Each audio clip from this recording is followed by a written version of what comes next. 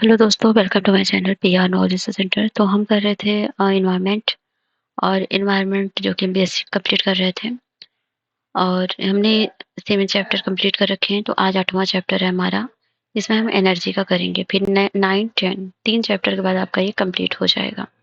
तो चलिए बिना टाइम वेस्ट किए हुए अपने चैप्टर की तरफ आगे बढ़ते हैं, लेकिन उससे पहले आपसे एक ही रिक्वेस्ट है कि आप हमारे चैनल को लाइक शेयर सब्सक्राइब जरूर करें। और यहाँ पर टेस्ट वगैरह कराए जाते हैं। Sorry, 1 second. तो टेस्ट टेस्ट भी करते रहें साथ में।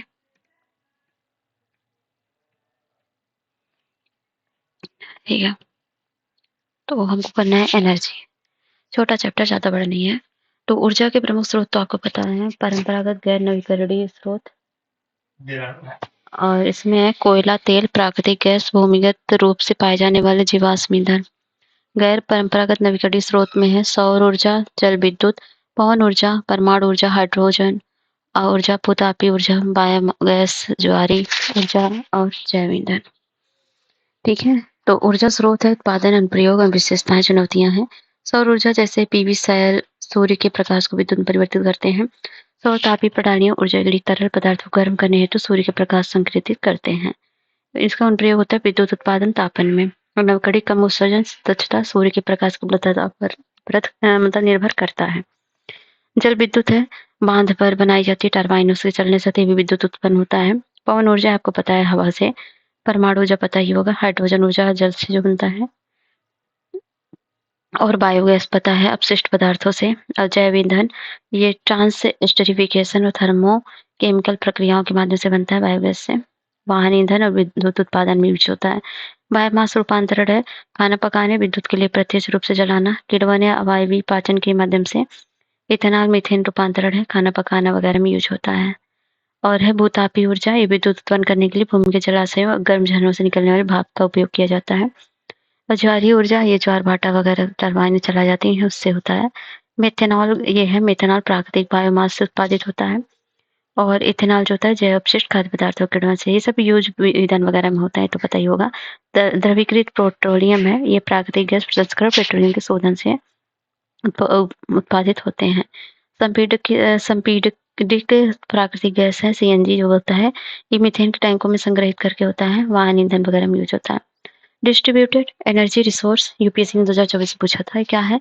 वितरित ऊर्जा संसाधन, छोटी मॉड्यूल ऊर्जा उत्पादन और भंडारण तकनीकी जो जनता को उनके अनुकूलन स्थान पर आवश्यकता स्थल पर ही विद्युत क्षमता प्रदान करती है। आमतौर पर 10 मेगावाट से कम विद्युत का उत्पादन करने वाली वितरित ऊर्जा संसाधन प्रणालियों को आमतौर पर जनता की विशेष आवश्यकताओं को पूरा करने के लिए आकार दिया जा सकता है और साइट पर स्थापित किया जा सकता है। स्थापित किए जा सकने वाले वितरित ऊर्जा संसाधनों के प्रमुख उदाहरण हैं रूफटॉप सोलर, फोटोवोल्टिक इकाइयाँ, पवन ऊर्जा उत्पादन इकाइयाँ। बैटरी भंडारण है, इलेक्ट्रिक वाहनों को बैटरियाँ का उपयोग ग्रिड में विद्युत वापस भेजने के लिए किया जाता है। संयुक्त ताप और विद्युत इकाइयाँ या ट्राई जनरेशन इकाइयाँ जो शीतलन प्रदान करने के लिए अपशिष्ट ऊष्मा का भी उपयोग करती हैं। बायोमास जनरेटर जो अपशिष्ट गैस या औद्योगिक और कृषि उत्पादों से संचालित होते हैं।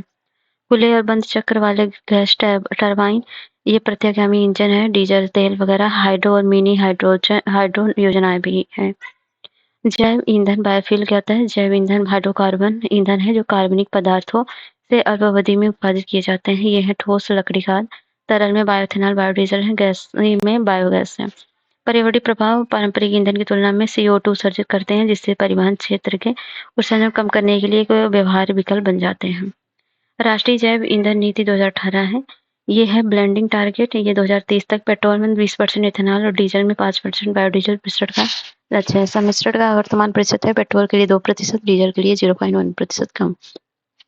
वर्गीकरण है, राष्ट्रीय जैव ईंधन नीति 2018 में जैव ईंधनों को मूल जैव ईंधन अर्थात पहली पीढ़ी की जैव इथेनॉल और जैव डीजल या उन्नत जैव ईंधन दूसरी पीढ़ी के 2G इथेनॉल, नगर निगम के ठोस अपशिष्ट लेकर ड्राफ्ट ईंधन, तीसरी पीढ़ी 3G जैव ईंधन वगैरह सब जो है। और नेक्स्ट है इथेनॉल मिश्रित पेट्रोलियम कार्यक्रम, 2030 तक 20% इथेनॉल सम्मिश्रण और 5% बायोडीजल सम्मिश्रण का लक्ष्य है। 2050 के लिए संशोधित E20 लक्ष्य है और 2023 तक चरणबद्ध कार्यान्वयन है। कुछ महत्वपूर्ण जैव ईंधन के बारे में हम देखेंगे। ये है जैव ईंधन के प्रकार हैं, बायोइथेनॉल है, स्रोत उत्पादन प्रमुख विशेषताएं प्रयोग है। तो ये मक्का और गन्ने के किण्वन से उत्पादित होते हैं। इनमें पेट्रोल की लगभग 2/3 ऊर्जा होती है। दहन क्षमता सुधार और कार्बन मोनोऑक्साइड और सल्फर डाइऑक्साइड उत्सर्जन में कमी आती है। ईंधन दक्षता बढ़ाने और उत्सर्जन कम करने के लिए पेट्रोल खाद मिलाया जाता है। बायोडीजल में वनस्पतिक तेलों जैसे सोयाबीन, ताड़ और अपशिष्ट तेलों और पशु वसा से ट्रांसफर एस्टरीफिकेशन का उपयोग करके उत्पादित होता है। यह पारंपरिक डीजल की तुलना में कम हानिकारक गैस का उत्सर्जन करता है और इसमें डीजल ईंधन का विकल्प जो होता है मिश्रणों में उपयोग किया जाता है B2, B5 और B100। बायोगैस क्या है? कार्बनिक पदार्थ से सीवेज, पशु और मानव अपशिष्ट के वायवीय अपघटन के माध्यम से उत्पादन होता है। मुख्य रूप से मीथेन 50 से 65% और कार्बन डाइऑक्साइड 35 से 50% बनना होता है। इसमें कुछ अन्य गैस के अंश भी मौजूद होते हैं, इनका शोधन करके संपीड़क बायोगैस में बदला जा सकता है। इसका उपयोग तापन, विद्युत उत्पादन और मोटर वाहन ईंधन के रूप में किया जाता है। बायोब्यूटेनॉल है, स्टार्च किण्वन के माध्यम से बायोएथेनॉल के समान ही इनका उत्पादन किया जाता है। गैसोलीन के अन्य विकल्पों में ऊर्जा की सबसे अधिक मात्रा होती है। डीजल मिलाने पर उत्सर्जन कम होता है। विलायक इत्र आधार के रूप में यूज होता है। डीजल ईंधन में मिलाया जाता है और कपड़ा उद्योग में औद्योगिक विलायक और इत्र के लिए आधार के रूप में उपयोग किया जाता है। बायोहाइड्रोजन है, पायरोलिसिस गैसीकरण या जैविक किण्वन जैसी क्रियाओं के माध्यम से उत्पादन होता है। पारदर्शी, रंगहीन और बायोडिग्रेडेबल होता है। उच्च ऊर्जा दक्षता के कारण जीवाश्म ईंधन का संभावित विकल्प माना जाता है। ईंधन सेल परिवहन और औद्योगिक अनुप्रयोगों के लिए उपयोग किया जाता है।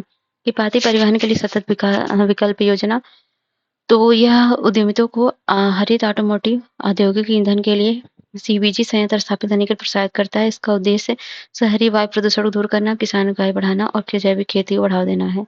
सतत विमानन ईंधन है 2024 सतत विमानन ईंधन, जिसे बायोजेट ईंधन भी कहा जाता है, घरेलू स्तर पर विकसित विधियों में खाना पकाने, तेल पादपों से प्राप्त तेल युक्त बीजों का उपयोग करके बनाया जाता है। कृषि अवशेष, मकई के दानों, अपशिष्ट, जल शोधन से बचे कीचड़ और लकड़ी मिल के अपशिष्ट का उपयोग सतत विमानन ईंधन के उत्पादन के लिए फीड स्टॉक के रूप में यूज किया जाता है। ईंधन के रूप में हाइड्रोजन है, स्वच्छ स्रोत। हाइड्रोजन शून्य उत्सर्जन ईंधन है जो उत्पाद में केवल जलवाष्प में उत्पन्न करता है। और नेक्स्ट है हाइड्रोजन जो है अर्थव्यवस्था रीजन, इस्पात, सीमेंट और परिवहन जैसे क्षेत्रों को कार्बन मुक्त करने के लिए हाइड्रोजन को निम्न कार्बन ऊर्जा स्रोत के रूप में उपयोग किया जाता है। ठीक है, हाइड्रोजन के गुण है प्रचुर दहनशील। हाइड्रोजन ब्रह्मांड में सबसे प्रचुर मात्रा में पाए जाने वाला रसायन पदार्थ है। यह विषाक्त, गंधहीन, स्वादहीन, रंगीन और अतिरिक्त दहनशील द्विपरमाणु है। ऊर्जा है, हाइड्रोजन एक स्रोत नहीं बल्कि एक ऊर्जा वाहक है। अन्य महत्वपूर्ण स्रोत ईंधन नवीकरणीय गैर प्रदूषणहीन है। और चुनौतियां हैं, उत्पादन संबंधी चुनौतियां, पर्यावरण संबंधी चुनौतियां, आर्थिक चुनौतियां हैं। इलेक्ट्रोलाइजर की लागत काफी अधिक है। हाइड्रोजन के प्रकार हैं ब्राउन हाइड्रोजन हाइड्रोजन जो कि कार्बन पृथक्करण से बिना कोयला का होता है। ग्रे हाइड्रोजन कार्बन पृथक्करण के बिना प्राकृतिक गैस के जीवाश्म से होता है। ब्लू हाइड्रोजन कार्बन पृथक्करण के साथ प्राकृतिक गैस जीवाश्म ईंधन होता है। ग्रीन हाउस कार्बन पृथक्करण के साथ नवीकरणीय ऊर्जा उपयोग करके उत्पादन होता है। पिंक हाइड्रोजन परमाणु ऊर्जा का उत्पादित विद्युत का उपयोग करके इलेक्ट्रोलाइसिस के माध्यम से उत्पादन करना। अक्सर इसे पर्पल या रेड हाइड्रोजन भी कहा जाता है। तुर्कोइक हाइड्रोजन है, मीथेन पायरोलिसिस के माध्यम से हाइड्रोजन और कार्बन का उत्पादन किया जाता है। हालांकि इसका उत्पादन अभी बड़े पैमाने पर सिद्ध नहीं हुआ है। नेक्स्ट है येलो हाइड्रोजन, सौर ऊर्जा द्वारा संचालित इलेक्ट्रोलिसिस माध्यम से उत्पादन किया जाता है। व्हाइट हाइड्रोजन है, प्राकृतिक रूप से पाए जाने वाला हाइड्रोजन, भूमिगत भंडारों में पाए जाने वाला तथा फ्रैंकिंग के माध्यम से निकाला जाता है। भारतीय संदर्भ में हाइड्रोजन ईंधन की वर्तमान स्थिति है। उत्पादन उपयोग, अधिकांश उत्पादन मीथेन शोधन के माध्यम से होता है। CO2 उत्सर्जन में योगदान देता है। राष्ट्रीय हाइड्रोजन ऊर्जा रोड 2006 में अपनाया गया था ये सब इसको। और राष्ट्रीय हाइड्रोजन ऊर्जा मिशन है नेशनल हाइड्रोजन एनर्जी मिशन की घोषणा 2021-22 के बजट में की गई थी। और इसमें हाइड्रोजन मिश्रित गैस है, पाइप्ड प्राकृतिक गैस के साथ 15% ग्रीन हाउस गैस मिश्रित की योजना है। और दक्षित रैंकिंग है इलेक्ट्रिक वाहन की, हाइड्रोजन की, डीजल की, फिर पेट्रोल वाहन की। नेशनल ग्रीन हाइड्रोजन मिशन पता ही होगा ये सब। नेशनल ग्रीन हाइड्रोजन मिशन 2023 में लॉन्च किया गया था। इसका उद्देश्य भारत को ऊर्जा निर्भरता और राष्ट्र और ग्रीन हाइड्रोजन केंद्र बनाना था। मुख्य विशेषताएं 2030 तक ग्रीन हाइड्रोजन उत्पादन क्षमता कम से कम 5 MMT प्रति वर्ष करने का लक्ष्य रखा गया। साइट प्रोग्राम इसके तहत इलेक्ट्रोलाइजर के विनिर्माण और ग्रीन हाइड्रोजन के उत्पादन के लिए प्रोत्साहन प्रदान किया गया। हाइड्रोजन ईंधन सेल है, ईंधन सेल ऑपरेशन हाइड्रोजन या अन्य ईंधन की रासायनिक ऊर्जा का उपयोग स्वच्छ और कुशलतापूर्वक विद्युत उत्पादन के लिए किया जाता है। लाभ और चुनौतियां हैं, ये क्या है? ये ताप विद्युत संयंत्रों की तुलना में अधिक कुशल है। प्लेटिनम या पैलेडियम जैसे महंगे उत्प्रेरकों के कारण इसका उत्पादन महंगा है। ग्रीन ट्रांजिशन में महत्वपूर्ण खनिज, तो महत्वपूर्ण खनिजों की मांग सौर PV संयंत्रों, पवन फार्मों और इलेक्ट्रिक वाहनों को कोबाल्ट, तांबा, लिथियम, निकल और दुर्लभ मृदा तत्वों में किया जाता है। खनिज का महत्व है लिथियम, निकल, कोबाल्ट, मैंगनीज, ग्रेफाइट, आरईई बैटरी के प्रदर्शन, लंबे समय तक कार्य करने और ऊर्जा घनत्व के लिए महत्वपूर्ण है। आपूर्ति श्रृंखला संबंधी चुनौतियां, महत्वपूर्ण खनिजों की वैश्विक आपूर्ति श्रृंखला संकेंद्रित है जिसमें उसके वितरण में समानता नहीं है। भारत द्वारा उठाए गए कदम है भूवैज्ञानिक सर्वेक्षण की खोज, और इसमें भारतीय भूवैज्ञानिक सर्वेक्षण ने जम्मू कश्मीर में 5.9 मीट्रिक टन लिथियम भंडार खोज की, जो देश में इस तरह की पहली खोज है। खनिज सूरजल की खनिज विदेश इंडिया लिमिटेड है। स्थापना खान मंत्रालय, खनिज सुरक्षा सुनिश्चित करने के लिए नाल्को, एचसीएल और जो है एमईसीईएल के सहयोग से खनिज विदेश इंडिया लिमिटेड की स्थापना की गई थी। उद्देश्य है इसका लिथियम और कोबाल्ट जैसे खनिजों पर ध्यान केंद्रित करते हुए भारतीय घरेलू बाजार में महत्वपूर्ण और सामरिक खनिजों की निरंतर आपूर्ति सुनिश्चित करना है। भारतीय नवीकरणीय ऊर्जा विकास एजेंसी है इरेडा, ये है भारतीय नवीकरणीय ऊर्जा विकास एजेंसी, नवीन और नवीकरणीय ऊर्जा मंत्रालय के अंतर्गत है। मिनी रत्न की कंपनी है, ये 1987 में स्थापित किया गया था। ये एजेंसी जो है नवीकरणीय ऊर्जा और दक्षता क्षमता संबंधी परियोजनाओं को बढ़ावा देने, विकसित करने और वित्तीय सहायता प्रदान करने के काम करती है। ऊर्जा संरक्षण हेतु उपाय जो है, ऊर्जा संरक्षण अधिनियम 2001 कानूनी ढांचा जो ऊर्जा खपत को विनियमित करता है और दक्षता को संरक्षण को बढ़ावा देता है।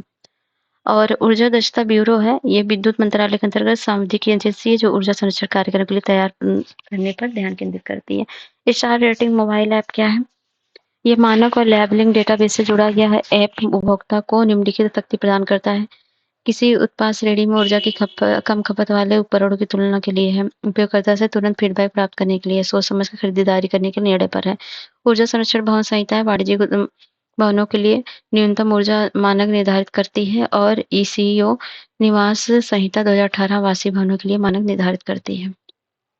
स्मार्ट ग्रिड क्या है? यूटिलिटी अब उपभोक्ताओं के बीच दो तरफा संचार के डिजिटल प्रौद्योगिकी का उपयोग करता है। ये घटक है स्मार्ट ग्रिड में नियंत्रण, कंप्यूटर स्वचालन और नई प्रौद्योगिकियां शामिल है, विद्युत की बदलती मांग के अनुरूप डिजिटल रूप से प्रतिक्रिया देती हैं। राष्ट्रीय स्मार्ट ग्रिड मिशन 2015 शुरू किया गया है। राष्ट्रीय स्मार्ट ग्रिड मिशन समस्त स्मार्ट ग्रिड से संबंधित नीतियों और कार्यक्रम कार्यान्वयन की योजना बनाता है, उनकी निगरानी करता है।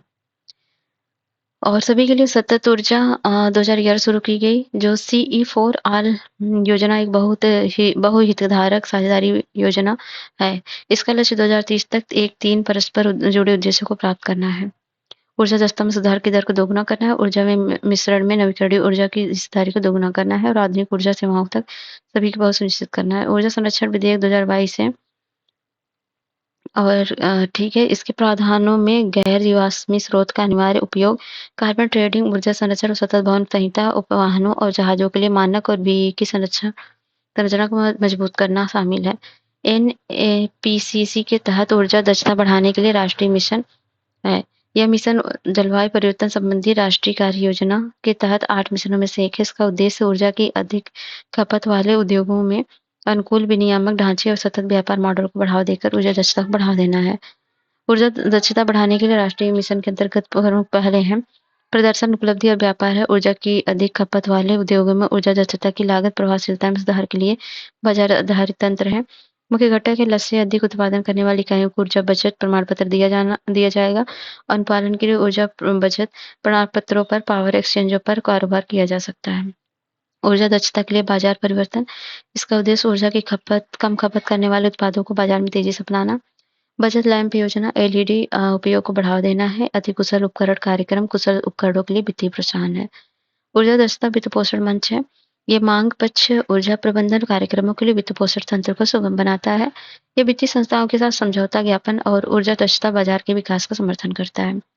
और है ऊर्जा कुशल आर्थिक विकास के लिए फ्रेमवर्क, इसमें ऊर्जा दक्षता को बढ़ावा देने के लिए वित्तीय साधन विकसित करना है। और आंशिक जोखिम गारंटी कोष या कोष दक्षता परियोजनाओं को ऋण देने वाले बैंकों को जोखिम को कम करता है, मतलब कवर करता है। वेंचर कैपिटल फंड सरकारी भवनों, नगर पालिकाओं में परियोजनाओं के लिए इक्विटी प्रदान करता है। तो बस यही रहा एनर्जी का।